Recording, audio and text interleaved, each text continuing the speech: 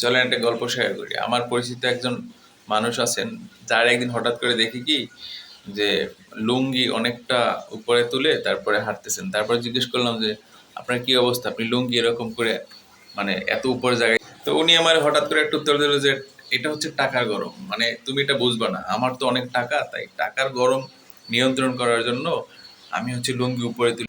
তো কয়েক বছর পরে ওনার অবস্থা খুব নাজুক হয় এবং উনি ওনার যে সম্পদ ওটা আস্তে আস্তে আস্তে আস্তে ব্যবসায় লস খাইতে খাইতে খাইতে খাইতে মানে নষ্ট করে ফেলে।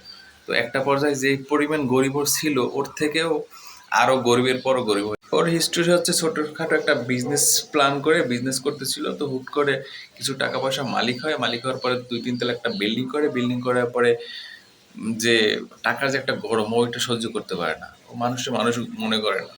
এবং ওর যে একটা ভাব, ও মনে করে যে আমি কিছুদিন পরে একটা হেলিকপ্টার কিনবো, কিছুদিন পরে একটা বাস কিনবো, লঞ্চ কিনবো, তারপর ঢাকায় 10-15টা বাড়ি করে ফেলবো।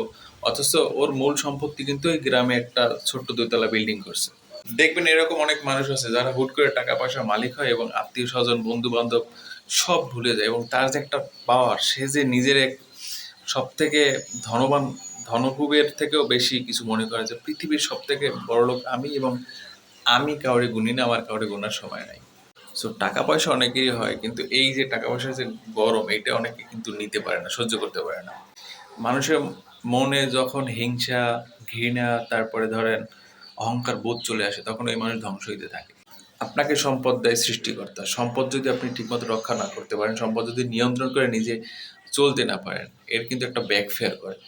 কারণ প্রকৃতি সবসময় সবকিছু ফিরিয়ে দেয়। আপনি যদি ভালো কিছু করেন, আপনি ভালো কিছু পাবেন। যদি খারাপ কিছু করেন, খারাপ কিছুই আপনার ভাগ্যে জুটবে।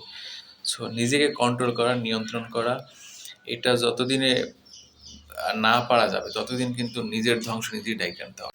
পৃথিবীর অনেক মানুষ দেখবেন যে হাজার কোটি টাকার মালিক, তারা কিন্তু সিমসাম লাইফ লিড করে। কারণ ওরা নিয়ন্ত্রণ করতে পারে। যে কোনো সাকসেসের যদি আপনি নিয়ন্ত্রণ না নিয়ে আসতে পারেন, তাহলে ওই সাকসেসে কিন্তু পূর্ণতা হবে না।